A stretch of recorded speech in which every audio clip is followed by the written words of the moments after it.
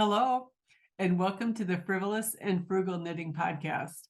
We are two sisters who share our fondness for knitting, the things that we create, and the love we have for the knitting community. And we do it with the twist of both the frivolous and the frugal. I am Frivolous Dawn, and in our family's birth order, I am the fourth of 8 children. And hello, I am Frugal Miss Penny. I am the oldest of the 8 children, and we have 2 other members of the family that are part of our team. We have Faithful Nikki, who is number 3 in the birth order. She is our cheerleader, statistician, and the one who helps us keep our feet on the ground. And then we have Fearless Miss Brianna, our niece. She is the daughter of number 7. Very busy young lady, but when she has an opportunity, it's always a delight to have her on so she can share what she's currently working on. And we just have to say we have another huge part of our family, and that's you, our returning viewers. Thank you so much for returning for this episode. And as always, we appreciate your support, your encouragement, and your fun reminders about the beauty of the knitting community. And if you're tuning in for the first time, haven't seen us before, we're glad you're here. If you think about it, drop a comment below on how you heard about us. But in the meantime, we're hoping that you will glean a nugget or two from our fiber journeys, because Dawn and I always share in each episode what we're learning, both incidentally and accidentally. So in the meantime, grab your knitting, your favorite note-taking device, and a hearty sense of humor, because we're launching episode 91 of the Frivolous and Frugal podcast. Take it away, Dawn. Woohoo! Hey, let's put some pressure on Brianna at Christmas. Oh, we could do that. Yeah, let's do it. Okay, we haven't seen it. Yeah. Yeah. Okay. Manipulation. Yeah, we could do it. There's certain things you can do with family that you can't do with other people. Oh, that didn't sound good either, didn't it? Oh, we're off to a rousing start. So what is around your shoulders, and what are you wearing? It looks marvelous. Oh, well, thank you very much. This is Audrey's cardigan that Miss Brianna and I did together as an auntie knit along. It is by a pattern by Elizabeth Smith, knit out of Berroco Ultra Wool Chunky in the stonewashed colorway. I made it super oversized because I don't like things that are tight. And after today, in just a moment when I take it off, I am convinced it's going to be a sweater jacket. It is that warm. I mean, it's way too warm for me to wear inside. I enjoyed the pattern. I enjoyed knitting it. I think Miss Elizabeth has some great tutorials. We knitted on sizes 9 and 10. And on the Frugalometer, I gave it $4 signs for the yarn, and I gave it $2 signs for the pattern. I've heard marvelous things about her video tutorials. Yeah, I get her Friday night newsletter every other week. She always has little bits of information that are just nuggets, different ways, different techniques, and I appreciate that. Yeah, me too. Me too. And what is around your neck? Probably one of our favorite of your shawls. It is one of my favorites. I don't know why I don't wear it more often, but this is Sizzle Pop. It is a triangular shaped brioche. It is by Lesley and Robinson. I think her company is Knit Graffiti, but don't quote me on that. Okay. I knit this just as the pandemic started hitting and we were going into lockdown. So this was my 2-year journey to do brioche, because this was the shawl I wanted. As far as the yarns, the metallic yarn is by Northbound Knitting. It is in their single, it's not single silk. Let me see what it was called. It had a fun name. Northbound Knitting Merino Silk Fingering in the Metallurgy. So if you see it, it's silver, gold, and bronze. And then the black ground is Leading Men Fiber Arts, their Diva base in the colorway Darkest Hour, knit on a US 4. This was my love for brioche just personified. So really liked it. I called the pattern a $3 sign. It is a paid-for pattern on Ravelry. And I called the yarns 4, both are indie dyed. It was funny, when I ordered this Metallurgy the first time, I wasn't paying attention to weight, and I ordered it in DK first. So I do have a couple of skeins of this in DK that may make a fun, like maybe a brioche cowl. But Yeah, I love it. Love it, love it, love it. I But didn't know you had extras. yeah, I don't have any extra of Okay. this, but I think I Okay. have a skein or two. And you know, I thought I saw on a podcast this exact shawl done in this yarn. I've never been able to find it since. So maybe it's wasn't on Ravelry, wasn't documented on Ravelry. And the podcaster who I thought I saw it on doesn't podcast anymore. So I'd have to go back and look at some previous episodes. But you know how you get something in your head? So that was a yarn I just had to have. Hence, Frivolous Dawn. Frivolous. Yeah, that was frivolous. That's all right. Yeah, There's a time and place for that, right? absolutely. Well, my Absolutely. frivolous expenditure was right back here. This is Valley Charlemont because it has mulberry silk in it. It is the Tenacity shawl, another Knitties Antalong that we did by Cold Comfort Knits. I knit that in the raspberry rose colorway and delightful pattern, but it's properly named Tenacity because it is knit on a size 2. Oh, yeah. And I can't remember my total length, but I want to say it's close to 90 inches, 80, 90 inches. So it took us a while, months for me. I know for me, it took months. On my frugalometer, $4 signs for the fiber and 2 for the pattern. I'm sorry, I put $3 signs for the fiber and 2 for the pattern. Yeah, that was a New Year's Day cast on that took us the year. It did. Yeah, and I don't even know if Miss Brianna's done or completed hers yet, but No, but I think she's knit like 2 sweaters in the meantime. I know. Stop it, would you? I know. I know. That girl, she's fearless. If we podcast again before the end of the year, we'll have to talk about some knitting goals for next year, or if we're going to do a Auntie's knit along. Okay. What is Ruby wearing? Well, Pretty color for Ruby's name. oh, it is. Ruby is wearing Stevie by Elizabeth Smith, 2 Elizabeth Smiths today. I'll talk more about it in finished objects. Okay. But yeah, that is a pretty color, especially it is showing true to color right now. So yeah, so we'll talk about a little bit more about that in a minute. Sounds good.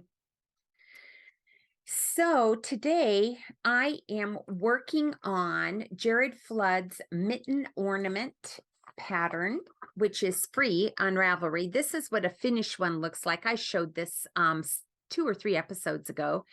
I have kind of wonky thumbs. I'm kind of playing. This looks really wonky, like it has arthritis. Okay, just take a look at it. It does. Look, and it looks like it's got arthritis. Anyway, well, anyway, it is what it is. I'm knitting those for every grandchild this Christmas, as well as one for the family. So the families get a red one, and I will stamp little metal discs with the year on it. And then the children's are being knit in the same color as the item I knit for them for Christmas. So this will explain itself in a few minutes when I talk about what else is on my needles. But this is for our grandson, and I am knitting it on a size 7. No, yes, size 7. No, yes, no. I know. Yeah, size 7. Dawn, I just don't pay attention to things like that. I know, just minor things, you know. Yeah, like Ooh, I know. So anyway, what are you working on? Advent. So this is an Advent sock. Let me tell you a little bit about it. The yarn I bought was Advent sock kit from Area 51 Fibers. Beautiful yarn if you want to go take a look. This was called Tea with the Bridgertons, and I'll show you what it looks like. How fun. So there are 24 different colors in here, and it'll repeat after 24. So you know what? I can kind of show you what the first sock is done. Look at you. So if you wanted a pair of socks by December 25th, we cast, me and several friends and I cast it on December 1st. And we realized pretty quickly that these stripes weren't going to be enough to get a whole sock in 24 stripes. That's what I was thinking. And then you'll see the bright green that mine started with. It repeated again starting up here. So this one was done, I think, on the 13th. And I guess on the second one, hopefully to be done by the 24th, so I can wear it on the 25th. Now, this is a hodgepodge of patterns. I took a class on Craftsy several years ago. It was Susan B. Anderson's My First Toe Up sock. So I am doing toe up. That was just a typical wedge toe that you see.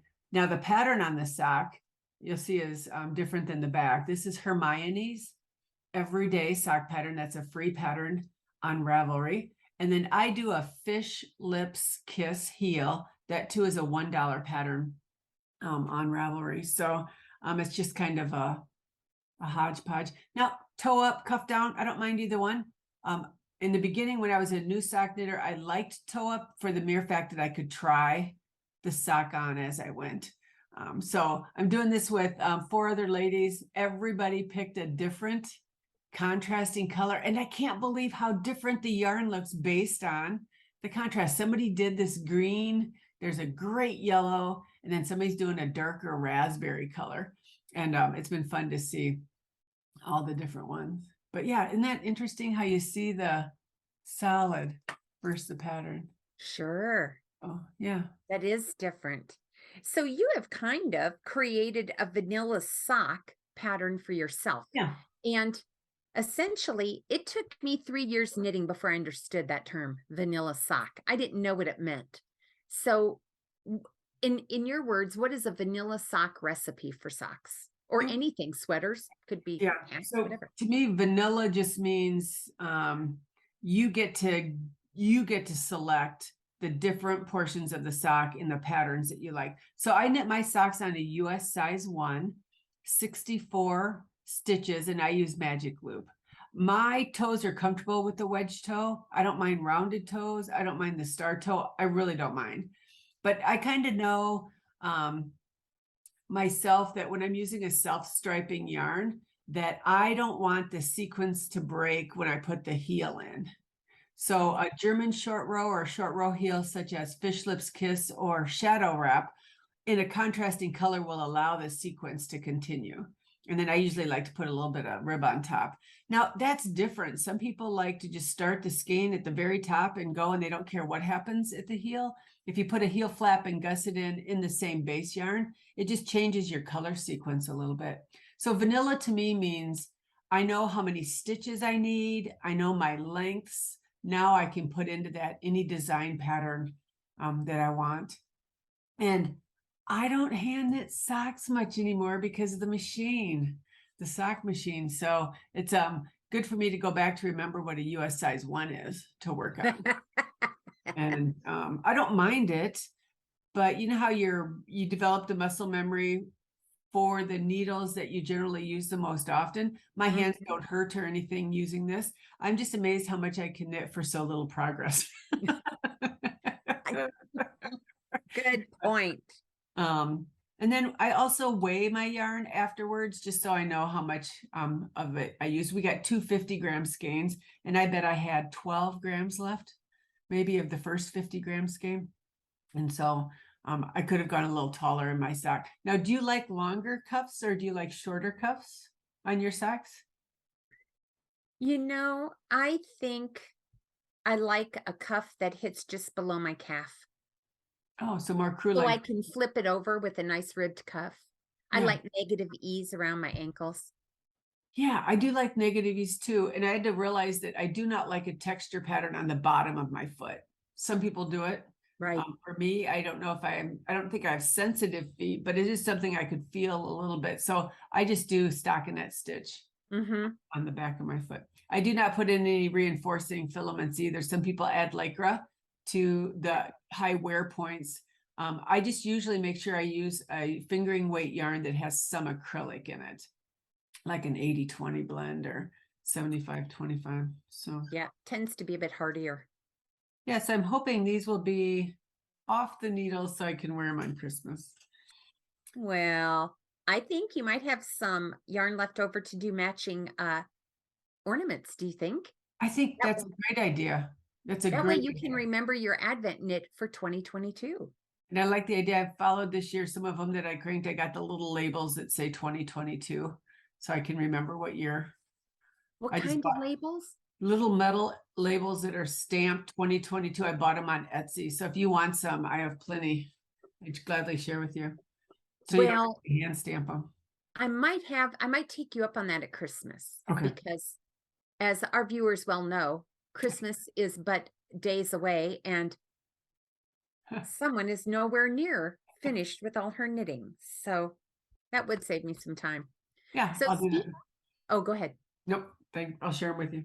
All right. So speaking of not finished with their knitting, I thought I would give you an update of the Mario blankets. Yeah. So I am teaching myself, I believe, Intarsia. Although I was exposed to it way back in the early 2000s, I had no recollection and obviously no muscle memory for it.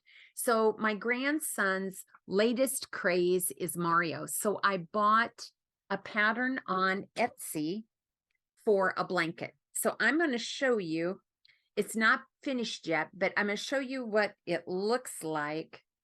Oh, look at that. On the front, right? So you can, if you look closely, you can see mistakes, especially where I was trying to weave in ends. Oh, But it was my first attempt at Intarsia, right? And I probably should not have started with something so large and big. But then again, one would have to have forethought for that. Now, what I would like to show you, and I have kept you abreast of what the back looks like. This is what messes with my head. I have woven in almost all the ends except up near the top of his head. So this is the amount of weaving that you have to do for Intarsia. And I left a little bit of yarn after I wove it in case I missed something. Because in all of this craziness, I'm sure I missed weaving in an end. And I don't want it to unravel when I wash it. Because if it unravels, I will become unraveled. I am pretty sure. And Frugal Miss Penny lost at Yarn Chicken. What? I lost at Yarn Chicken. That's a rarity for me, but I lost miserably because I thought I did the math correctly. I enlarged the borders on the blanket. Yeah. And I don't have enough to finish the top border. I'm short 10 rows, 10 or 12. So I had to order more yarn and it just came in yesterday. Oh, okay. So anyway, this pattern, if you don't mind, let me tell you who it is. Pleasant Woman, she is out of Great Britain. Her name is Not Just Nana Knits, and you can purchase that on Etsy. I'm knitting it in Berroco Vintage in the 6 colorways that they ask for: red, blue, white, taupe, and black. Oh, and then I added a cream color. And it's knit on a size 8. The Frugalometer gets $3 signs for the fiber and a $1 sign for the pattern. Thought it was very reasonable. So I am hoping to get that done. And I already told my son and daughter-in-law that it will be Christmas in January. Even though I'm going there today, it'll be Christmas in January because I'm not finished. Now, that looks like the blue you were using for the ornament. Would that be correct? No, 2 different blues. Believe it or not. So these were all, these colors were all in my stash. And this one is a darker blue with almost a gray base, where the other blue has purple in it. So wow. I tried knitting every other row at the end because I thought I have plenty of this. Let's do that. You could see a stripe. It was striped. Yeah. The difference was that significant. So I thought, well, I could put in a different color and make it look really weird, or I could just order the yarn and finish it. So that's where it's at. And I will share what I've learned from that during lessons learned. Or what are you learning? Sounds good. So All right. what else is on your needles? I have just a couple of things as I hope to get most off by the end of the year. I am just about to finish the Gresham Wrap. Woo! So let me see if I can hold this up. This was a kit by Blue Sky Fibers. in the Woolstok worsted. So we started at this end. Oh, Dawn. The ivory color is a half linen stitch. And you can see each of these other colorways have a different texture pattern. And Ooh. they varied in the number of rows. And then you have this really long section of half linen. You get really good at half linen. I've got all the colors now done on the other side, and I'm just finishing the last 36 rows of linen. So I'm pretty sure I will get that off my needles by the end of the year. It was a kit that was gifted to me by some gracious viewer. And it is, you could buy the colors individually, but the kit included everything that you needed. All knit on a US size 8. Now, if I had to buy the kit, that'd probably go 5 on the Frugalometer. And the pattern was included in the kit, which made it a good deal. Again, if I had to purchase. There were 6 of us doing it. I think 3 are done, 3 of us are not.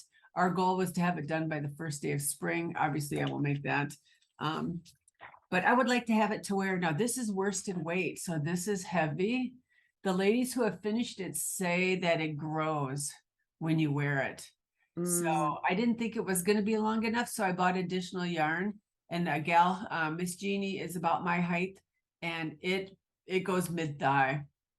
If you just wrap it around your neck, I'm going to wrap twice where I'd like it to hit about the hips for the colored sections. So far that looks like what it's going to do. And if it grows a little bit because of the weight, so be it. I did block this for somebody else. I wasn't comfortable doing a wet block on somebody else's garment because of the red. So I probably will just steam block this as well to avoid any color issues. Yeah, been bit by that bug, haven't we?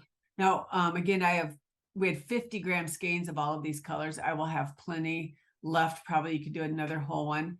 And there were 2 150 gram skeins of this ivory. On my Ravelry page, I have the individual colors listed if you're interested in the colorways. This kit is readily available. I've seen it on many websites this holiday season. So if you're into kits and you love blue sky, it may be something you want to consider. So hopefully that will be off my needles soon. And then the last thing I'm working on, which I'm afraid may not make it off my needles by the end of the year, is a pattern by Melanie Berg. It is called Schnee, S-C-H-N-E-E. And in the pattern, she says that's the German word for snow. I am done with the first half. I can't remember if I was last time. Was I done with the first half? Can't remember. This is a long rectangled shawl on the bias. So you do half, each half, and then I'll come back and do a middle. So pretty. And I would hope you really can't see, there's sequins in there. And you can't see them. So it's kind of sparkly. Oh, that's pretty, Dawn. Very pretty. So that pink mohair is by Rowan. It's in their Kid Silk Haze colors. And it is doing that ombre on its own. And it is being held with in some of the rows with a single strand of this Lana Gatto yarn. There, maybe you can see the sequins a little bit. Yeah, a little. Oh my goodness. So this is a glitzy shawl here. For your son's wedding in May. Absolutely. I'm thinking a black dress. Yeah. Now I've started the second half and I had a major goof up and had to rip it all out. I didn't rip it out. I tried ripping out mohair, no go. So I just cut it and I'm saving it in case I need it. But I was a little bit farther than this when I realized the pattern on the second half is different than the pattern on the first half. So this is lots of mohair held single. And then every 8 rows, you add a strand of the silk with the. Wow. So I think that's the way the pattern's written. Okay. This, and I think I have to do 60 of these repeats and I'm on like what, 8. So that's what worries me, that I won't get it off the needles by the end of the year. Oh, well, it's not a race, right? It's not, no. And it's a good goal. And I love mohair, but yeah, see, I wish you could see the sparkle. But yeah, so those are the things that are left on my needles for the end of the year. So I'd like to get them off. So Well, bravo, bravo. You are doing a wonderful job. thank you. Now, do you have any finished objects? You're so funny. Oh, No. you know what? I should probably tell you a little bit more about Snee. It's a paid for pattern on Ravelry. I gave the pattern $3 signs. I gave the yarn combinations $4 signs. So it was Rowan's Kid Silk Haze in the Lily colorway, and that's held with Alano Gatto palettes. And that is in the Ecru colorway. And it really looks white when you see it. I saw another gal do the combination all in white mohair and that white Ooh. lace, and it was spectacular for her granddaughter's wedding. So all Well, right. thank you. And thanks for sharing. So Yeah. what's off your needles? Well, Stevie is off my needle. So let me see if I can show you Stevie. It is a pattern by Elizabeth Smith. I feel like I'm goosing the mannequin. I know. So here we go. So Ta-da. it is a pattern that had this A-line built in. So you'll see the eyelets that create that A-line starting underneath the armpit. I like that because I need the extra width at the hips. And you'll see it's a 2x2 twisted rib. And then it's a 2x2 twisted rib at the arms and at the neckline.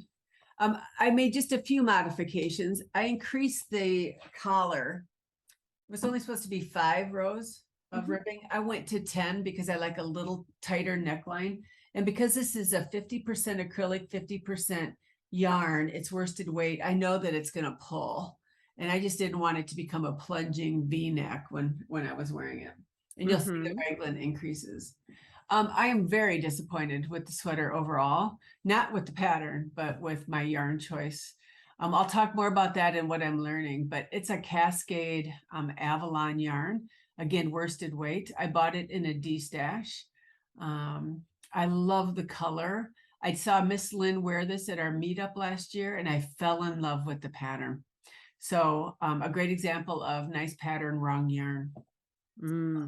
But every time I tried to make a change, I ended up going back to doing what the pattern suggested. So how many times do I have to learn to trust the pattern? Yep. And so Penny, you were good at helping me make some of those choices. And so was Joanne from Magpie's Cottage, was helpful and honest with me about. Well, in retrospect, I wished I would have been a little bit more vocal because you a couple of times mentioned wrong yarn, great pattern, wrong yarn. And that's where I wished I could have gone back and said, you know what, if it's the wrong yarn, let's scrap it and find another yarn you like. So unfortunately, I learned at your expense as well. And I do not have sweater quantities of yarn in my stash because I've not been a sweater knitter. So I tend to have shawl quantities, you know, like 3 single skeins that all go together. So I do not have large amounts of a yarn. So yeah, I'll talk more about it with what I'm learning, but let me give you some details about the pattern. It is a paid for pattern on Ravelry. And I knit it on a US size 8 and I did the ribbing on a US size 6. I would call the pattern $2 signs on the frugalometer, and I gave the yarn a single dollar sign because I bought it on a D-stash and I got a really good deal on it. I love the color. It's colorway 04. So and I just put it that it's red, but if you read the label, it's colorway 04. Yeah, so I knit 3 sweaters in 2022. So my first sweaters, 3's enough. I'm doing none, 0, nada in 2023, 24, or 25. Okay. So as long as no one double dog dares you. Well, here's the deal, and I've said this many times to different people. I love my shawls. I wear them every single day. Yeah. So the amount of yarn that's in this is probably equivalent to the amount of yarn that's in this.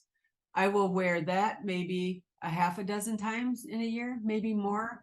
I will wear this. I virtually every day of the year, irregardless of the season, have on either a shawl, a scarf, or a cowl. So it's my love. It's what brings me joy. I'm glad I learned how to knit sweaters. I know a little bit more about sweater construction. If I do more sweaters, I'd be more tempted to do children's sweaters as gifts. So I can continue to learn construction, because I think that is very good. Learn to read the patterns, pick up some of those techniques. Like I've never done a saddle shoulder or a cardigan. Oh, I guess I just finished a little cardigan, didn't I?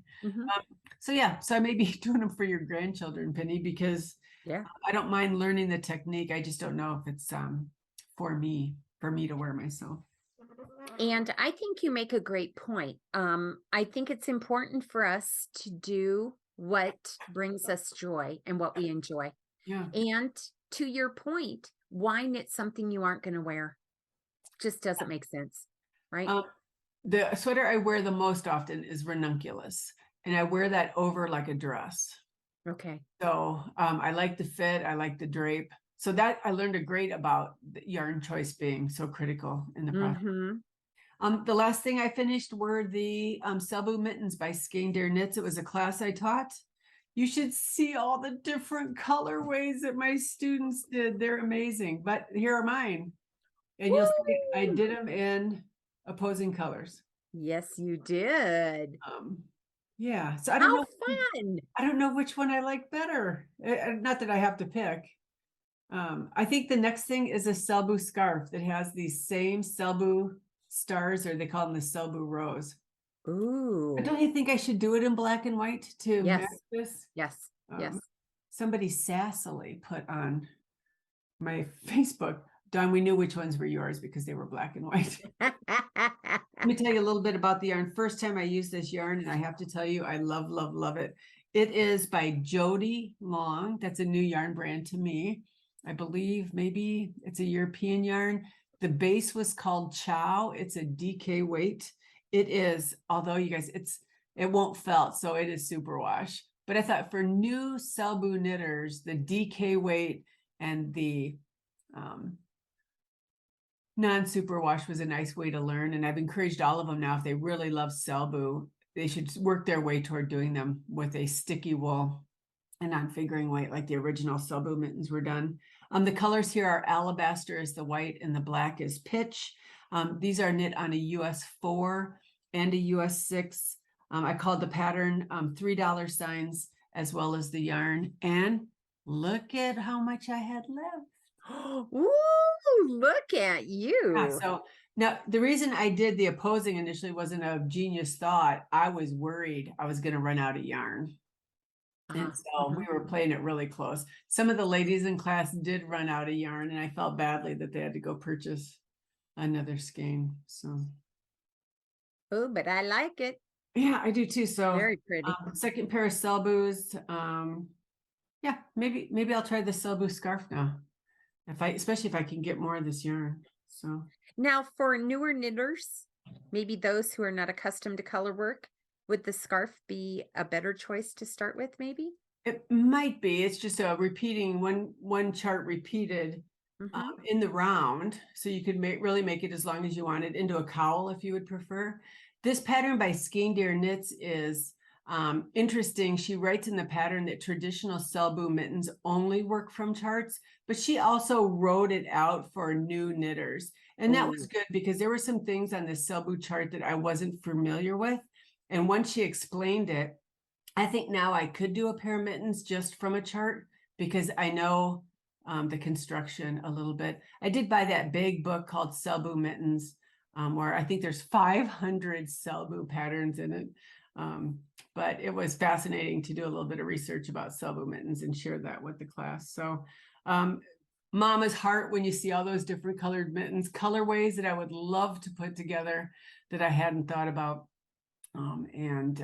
There's something about seeing the smile on their faces when they get to put those mittens on. So quite an accomplishment. Yeah, well done, class. That was a mama moment. So that is what is off my needles. So why don't you tell us what you're learning? I certainly will. It has to do with What I've learned, I'm going to stop here so I don't have to frog that for a second time. I'm going to read from my notes because what I decided to do is do a pros and cons for Intarsia.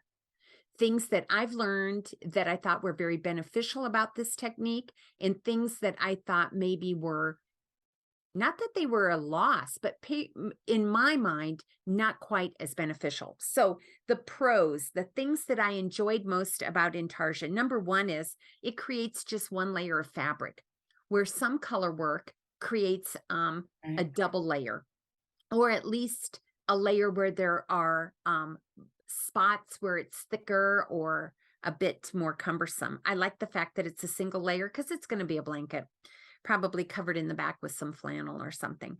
I also liked that I was only knitting with one strand of yarn at a time. Yeah. So I wasn't having to manage multiple colors nor multiple strands. You literally knit, drop it, pick up the next one. The thing that I had to learn was you don't carry yarn in Intarsia. So that was hard for me because the first time, that's why I frogged it so many times, I was tempted to carry it. Another thing that I thought was a pro is there are so many fun patterns out there for Intarsia that I haven't seen in other colorwork techniques. So if you like to knit for people who like, let's say, pop culture, Comic Cons, things of that nature, oodles of patterns out there that I could not find in another technique. So I really liked that. I also liked the fact that it gave me oodles of practice with weaving in my ends. So some of the errors on the front, I just could not figure out how to weave it in without a gap, and you can see it. And so if anyone looks closely, they're going to be able to find flaws. And I don't know if I'm going to go back and undo those, but I got very accomplished for me in weaving those ends in, let's say, creative ways. Also, I thought another pro was it's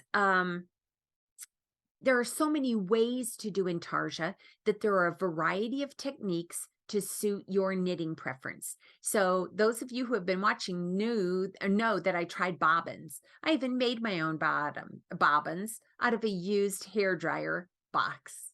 I saved them, Dawn. They are securely wrapped with a rubber band in case I need them again. All right.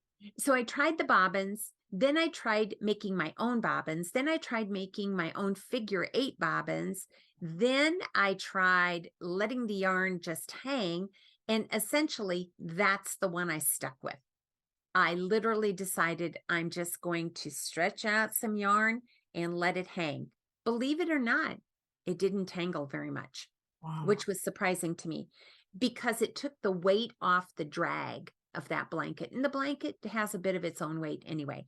So you get to choose how you want to do it, which is pretty common in many knitting techniques. And I appreciated that because I literally tried all of those as I was learning this.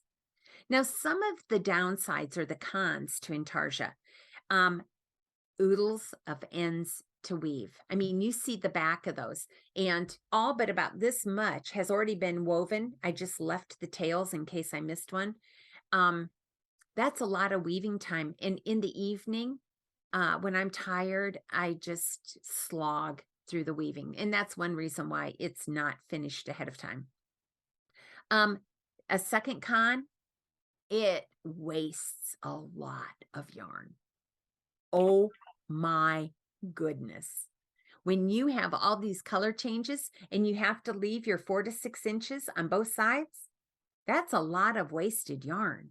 So for that, I was not pleased because I tend to be a bit frugal. One of the other cons is it takes practice to make your piece look presentable. And I would say mine still looks frumpy. I mean, you all saw it. Now, it hasn't been blocked yet, and I haven't put the flannel on the back side, but I'm not so sure if it was for anyone other than family, I probably wouldn't let it out of my sight. I would probably keep it, study it, see what I could do differently next time. I would also say the back is not nearly as pretty as the front. Now, if you look online, many people say it is what it is. Let it go. don't worry about it. If your ends are tucked in, you have a right side and you have a wrong side of the fabric. I tend to like the back side to look a little bit neater, and it's just not going to. So I'm debating. I don't know how flannel will change though too. If I sew flannel on, it's going to move the garment. So I don't know. Maybe I'll just pitch it and buy him something. I haven't decided yet. If it's not so pretty, I don't know that I would give it to him as a gift. And the last con, it's very putsy and time consuming. It took me well over a month to do this blanket. Now, granted, that probably depends on the amount of time you have to devote to it. My time was not huge chunks of time. So I now know that if I'm going to do an Intarsia project, I better really take a closer look at my calendar and choose something a bit more realistic. Now, I have invented a couple of ometers. I would give it $5 on the timeometer. It takes a lot of time, right? It takes a lot of time. I would give it 5 on the creativeometer, because you can be very creative with this. I think you could impose cross stitch patterns on this, right? Wow. If you have a grid, I think you could do it, because you're basically just following a grid. I would give it a 5 on the learningometer. I think it has a pretty good learning curve if you're looking for something that's finished. And I would give it a 3 on the difficultyometer. I wouldn't say it's difficult, but yarn management and bringing in new colors so that it looks nice, I think, is a bit of a challenge. And I gave it a 5 on the worth it-ometer. It was worth it, right? So anyway, those are some of the things I learned about Intarsia. I like the new ometers. Well, yeah, but I shouldn't always just do $signs. I don't know if they should be exclamation points, asterisks. I don't know. Anyway, but just because it was a challenge doesn't mean it didn't have merit. And so, yeah. Now, I would be intrigued to see if you did a small project. Let's say you did a Mario pillow, to try knitting it and doing duplicate stitch and compare them. Then I'm not doing Intarsia. Oh, that's true. Right. There you go. So I thought about that. Comparing techniques, I guess. Yeah. Right. So if I want to learn Intarsia, I felt like I needed to knit for using sure. Intarsia. And not that duplicate stitch doesn't work. I think it does. And I think it looks very nice. It's going to give me that extra layer, right? Yeah, yeah. And maybe in a pillow that doesn't matter. I want to learn how to duplicate stitch, but I also wanted to do Intarsia. By golly, what did your dear friend say? All you have to do is be smarter than a piece of string. And by golly, I had to repeat that several times during the process. Isn't that funny? Because we both love to learn, and it's a messy process. Mm-hmm. And it takes time, and we seem both willing to invest that time to learn. So, Go ahead. To learn and to understand. Mm-hmm. Somebody gave an analogy that, I love brioche. Some people hate brioche, but I wanted to understand how brioche works so that if I set it down, I could pick it back up and know where I was at. Because I've learned techniques and for me, entrelac would be one of those. If I set it down, I may not always know where I was when I picked it back up, because I knew the technique. I didn't understand the technique. And so I think there's a big difference between knowing it and then developing the muscle memory and the understanding of how to read that stitch or read that. And to your point, I'm going to go ahead and just share with you areas. So look at this. Can you see where I was weaving in the ends right here? Yeah. From the back side? That's tacky. So what I have to understand about Intarsia is how to do all those color changes in such small places, because it's tacky right up here too. Now, if you look at it from a block away, probably doesn't look too bad, right? No. So I'll just put it down the block and look at it and it'll look just fine. But if you looked at it, you could definitely see where I made some sloppy choices. Well, you were learning. Also, your grandson's not going to look that close. Well, no. No. So, I And mean, he may not even be into Mario by now. isn't that the truth? Let's keep it real. That's right. Right. Well, I've learned a couple of different things. When I did the Subu mittens, I tried a new color work technique that I learned from Arne and Carlos called twining. I didn't use any more yarn than the two-handed color work. My gauge looks the same on both. So I think it's just a matter of how you want to use your yarns. Definitely when you twine, you twist. So at the end of the row, you have to untwist your yarns. I knew that heading into it. Actually kind of got a chuckle out of it when you sit there and watch it spin. I don't know if I would chuckle so much if it was a sweater, because I don't know how you would let that hang. So I like both techniques. I wonder if I will settle somewhere in between. I do like just feeding yarn from one hand. I think I'm probably a little more consistent throwing since I'm a thrower, but then to do the yarn management behind the scenes that you see in two color. So it wouldn't be quite as fast as two color, but a little more comfortable. Not sure. So when I do the Selbu scarf, I'm going to kind of play with that combination. Then I can see the difference. Probably the most powerful thing I've learned, and we've alluded to it, was with this sweater. If you don't like the yarn when you're this far, don't knit the entire sweater, because guess what I didn't like at the end? I still did not like my yarn choice. And like Penny said, we talked about it every time. And I so wanted this sweater because it looked amazing on Lynn. She did it with a variegated, it had beautiful flow to it. If I were to do this again, I would not necessarily leave the eyelets on the side. I don't know if that's necessary. I could do a make one right or make one left. But those of you who have worked with cotton know this. I did not know it.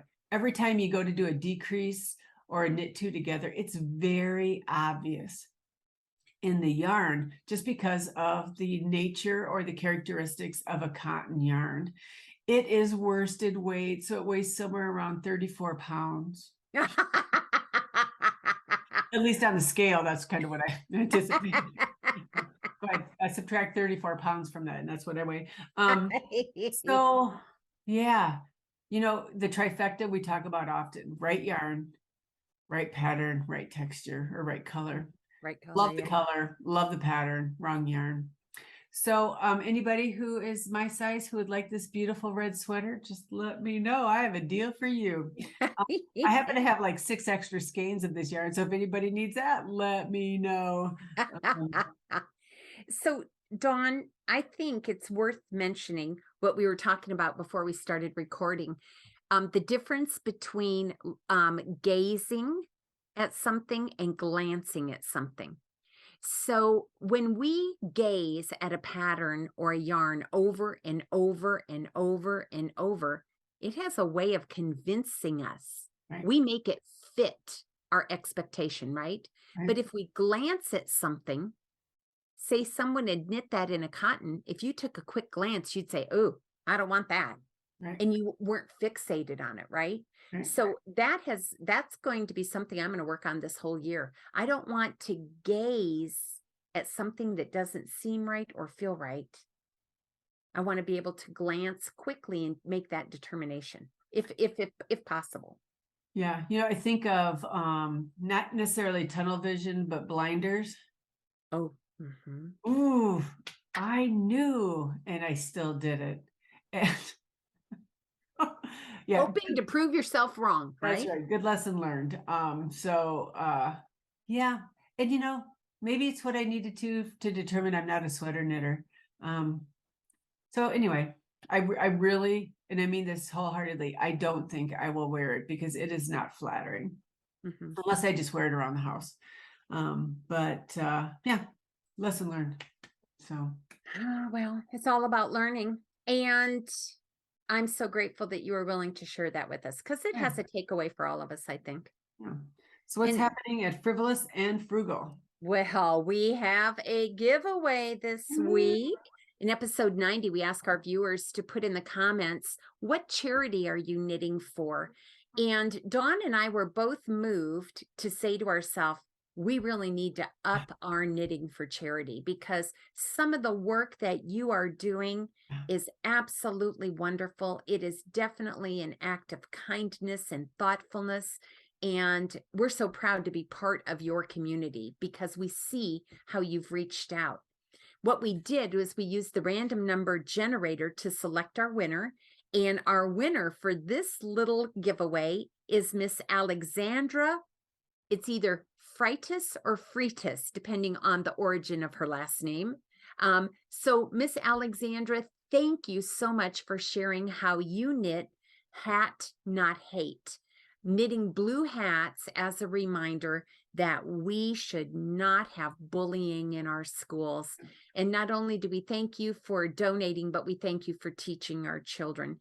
So here's the deal, darling. If you want to participate in our Cal for the Burra cowl, please let Dawn know right away and she will get you that digital pattern. If you're not going to do that knitting pattern, send her a different one of your choice, not to exceed $10, and we'll make sure we get that to you. But thank you so much for knitting for hats, not hate. And thank you so much for working with our children and trying to teach them that there's really no place for bullying. So thank you. Yeah. When it comes to other things, we still have the Finish, Flip, Fix, or Frog It cow going on in Ravelry. Please feel free to upload your pictures to that. We will likely choose a winner from that in episode 92. So please do that.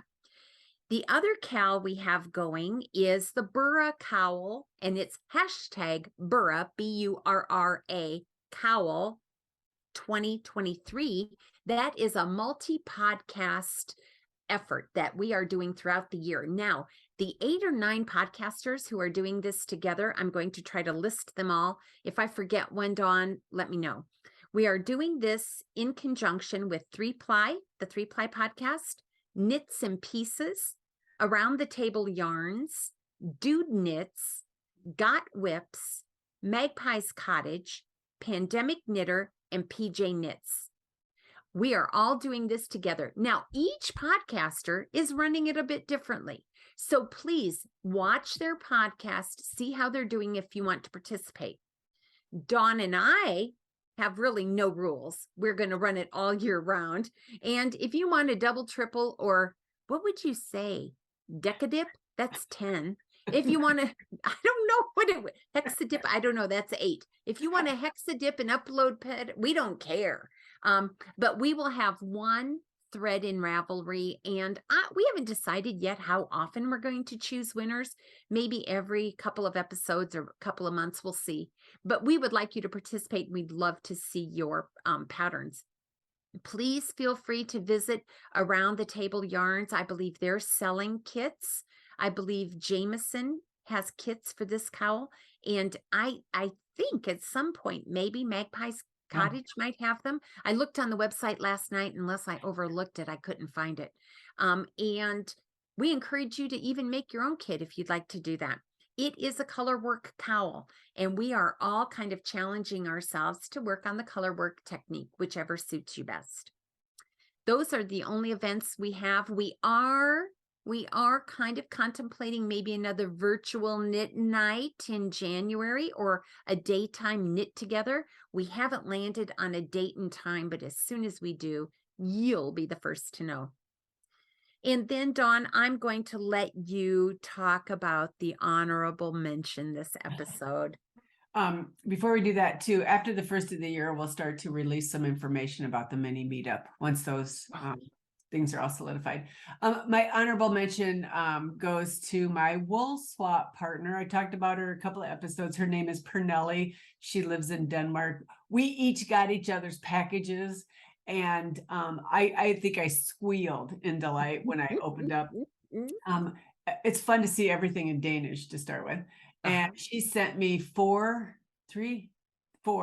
different types of Danish yarn. So as I start to use those, I will share those with you. She sent some Danish sweet treats, some stitch minders, an ornament that I would assume is typically Danish, and some teas. But more than anything, Pernelli and I have been texting back and forth, and it's been fun to get to know her And I would encourage anybody who is interested in doing this, we'll include the link. It's woolswap.com.au. I think it's once a year, maybe in the fall, you sign up for it. It was $8 US. And then you just fill out a little form so you can get to know your partner. You can decide if you want a partner from your country or if you want it to be international. And I think the only guideline, if I remember correctly, is they want you to share 100 grams of yarn. And of course, we all throw in some extra stuff that's, pertinent to our area of the world. And I couldn't even tell you how exciting it was to get the package and then to open it and to share it. So I'm hoping that you'll see some projects coming up in the near future using some of the yarns that she sent me. So thank you, Pernelli. English was not her primary language, so it was fun to and I'm starting to send her messages in Danish as well through a translator app. And it's just, I don't know, it was just one of the most fun things I've done in a long time. So yeah, it was great. So Merry Christmas, Pernelli. I would say it in Danish if I knew how, but I do not. So well, and as we've talked about, maybe a visit is in order at some point, right? So thoughtful. She's like, would you and Penny, if you're ever in Denmark, would you stop by and knit with me? Absolutely. So Absolutely. we just And if you're a member of our family, we call that a no-notice hospitality check. We just show up. Time to knit. Wouldn't that be just amazing? Yes. Now, however, our dear sister Nikki would probably not say the same thing. She is very organized, very courteous, plans ahead. She would let you know. But she does have a parting word for us this episode, and let me share it. Passing on your talent or your love to someone interesting is something that will be cherished by that individual for years. Yep. And she is so good about passing along the things that she loves, isn't she? She is. She's so good about that. I don't know how many cross stitch she's made for us for years. I don't know how many photographs we've received. So sis, you embody your quote today. So thank you. And we appreciate you. And we appreciate you, our visitors and viewers. So it is our hope that your week will be a sweet twist of the frivolous and frugal, and we look forward to seeing you in episode 92. See you later. Bye-bye. Bye-bye.